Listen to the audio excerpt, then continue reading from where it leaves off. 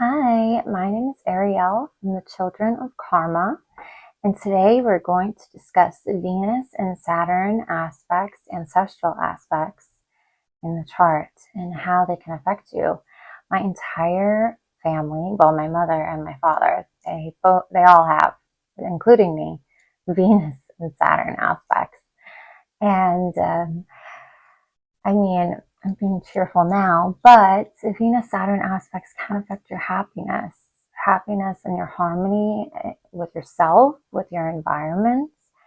And I mean, you can certainly say that about my home because, um, uh, I mean, this may be intense, but I'll say it. I felt like a slave in my home. And it seemed like literally every few minutes my name would be called by my father to go and get him something to drink, get him something to eat, uh, pick this up for him in this room, get him something else. And uh, it was a lot. It was a lot. He was very, very demanding. And that's something that you can say about this contact as well, for a man and for a woman too. Their love can be demanding. And at home, perhaps there was very little contact, like very little touching and displays of affection. And there was no hugging, no kissing, no hand holding. They didn't even sleep in the same beds, my parents. So uh, it seemed more like a transaction to me. And although the parents they love the child, they do, and they provide the basic needs, and maybe they show their love through gifting because there's a lack of love for that child's individuality and who they really are. But they do show their love through gifting. This is something my father did, and I saw that this is how he expressed his love. So I think I began to kind of get with the program that, well, this is, he gifts and this is how he shows his love. And it kind of trains the mind to think that way, think that you can measure love in these sort of, in with money. You can measure love in the amount of money is spent on you, the amount of time that's spent on you. It's like a measuring stick for love. And this is not the right habit to carry into adulthood, not at all. And can make you very suspicious about relationships in general, and can make you a little frigid and want to avoid them, or even pick safe relationships where you know that you won't get hurt. You know you won't, because you won't allow them to get to that vulnerable part of yourself. And it can also be from someone who's with, an abusive partner, but they won't leave. They won't leave. They'll have 100 reasons as to why they can't leave. It's like they're trying to be a martyr or something. And I saw this in my parents' relationship as well. It seems like they both thought that they were downgrading for safety reasons, or to accomplish something, some sort of safety with finances, safety with like citizenship, for example. It can come out differently in men and women. Men, in society, it's not as accepted to show that fear of being unloved for men. And it can create this sort of coldness, this heartlessness, this callousness, and just a disregard for the feelings of other people. My father was always saying something nasty, something rude. He would never ever survive in this like the day and age of the political correctness. Never, never ever survive. He passed away before that though. And just very rude, very like kind of wanting to, in a way, pushing people away. You're expecting people to betray you and you show them the worst side of yourself so that they can run and prove you right. There's a distrust of women, jealousy, suspiciousness. My father always, he drove several trucks, like the Freightliner trucks, and he would drive them across the route that I would go to and from school. And he would just try to check and see if I'm with any boys or I don't know. And, even though I wasn't, he still wouldn't pick me up and bring me home. It's like he just wanted me to know that he was always watching. And that's how they gain their safety. Men with this placement, they gain their safety through the control of their women. And oh gosh, it makes me, being a child of someone who had this placement, my father had the exact conjunction and I have the opposition. It just makes me not even want to be in a relationship at all. And this is something that can happen with this placement. And this may sound crazy, but it's like the stripper versus the celibate person. They're on the same spectrum because they're both avoiding emotional attachment somehow.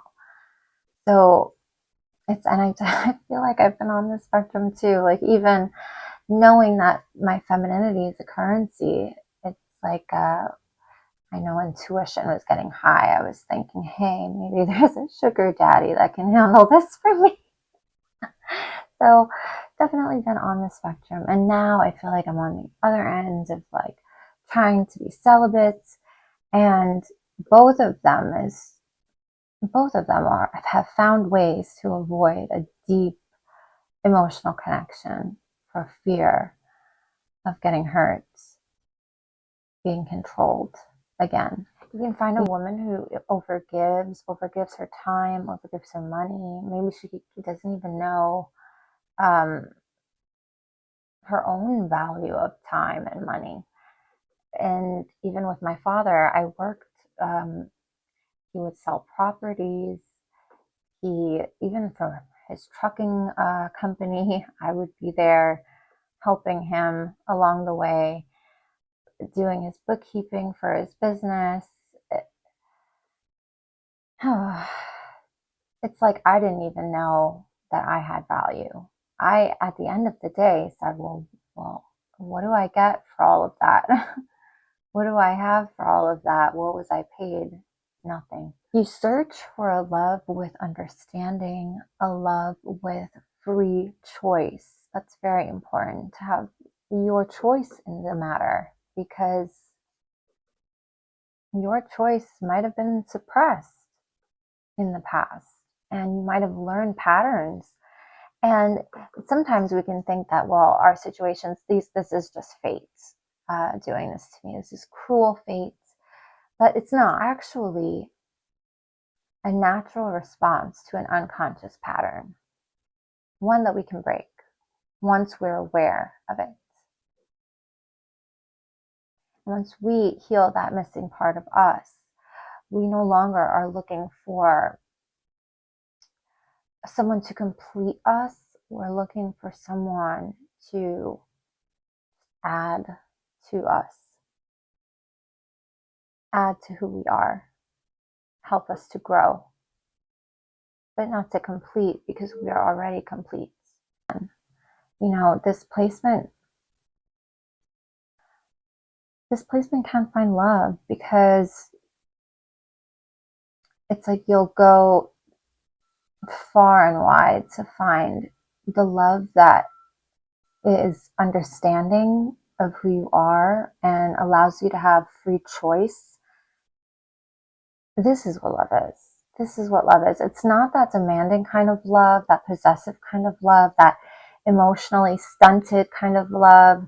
It's as if this placement is stuck in that 3 to 4-year-old phase of being possessive and wanting the attention, wanting to be admired and loved and desire me.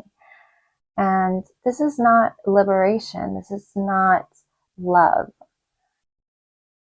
And first, with this placement, we need to attack the self-love. Self-love is extremely important. And this may sound weird and feel uncomfortable. It definitely will be uncomfortable. But what I did to help me with this, and it really worked for me, is to make a list of all the qualities that you love about yourself. Whether you want to say it out loud or write it, either way, I used to say it out loud every single day, all the qualities that I admired about myself. And at first, you'll have a very short list, and maybe you can't find anything that you like about yourself. But as you continue to repeat it every single day, because this is Saturn and Saturn likes discipline. Do it every single day, every single morning or night. All the qualities that you love about yourself. Eventually, you'll find that your list will continue to grow and grow and grow. And it's like you're telling your mind, you're telling your body that, hey, we believe in ourselves now. Like, enough with the self-doubt. It's over. And this placement does get better with your Saturn return. You know, the Saturn return comes at age 28 to age 30. And once that happens, this will start to ease up around 34, 35.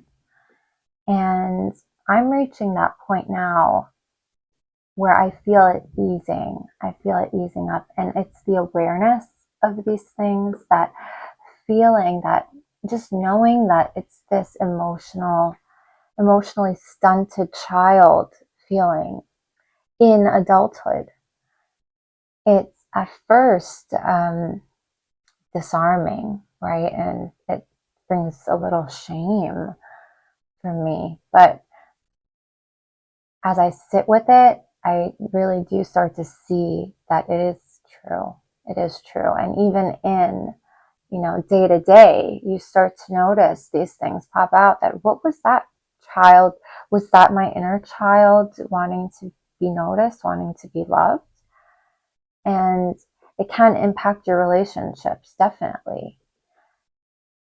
So it's best that we figure this out first, start to love ourselves. So it's important not to love from the solar plexus. We should love from the heart.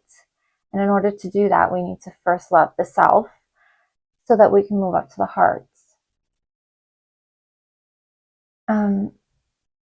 This placement has a lot of capacity for growth, so I would just hang in there. And it signifies a long-term love, long-term relationship. Perhaps you find something that is very long-lasting and provides a lot of security. So thank you guys for visiting this aspect with me, and I hope to see you at thechildrenofkarma.com to view all of our services, especially our ancestral patterns, which can unlock all of the patterns that you're carrying on from your ancestors into today, and how we can use them to best help ourselves. And amongst all the other services that are available there. And I will see you in the next video. Don't forget to like the video. Thank you guys. Bye.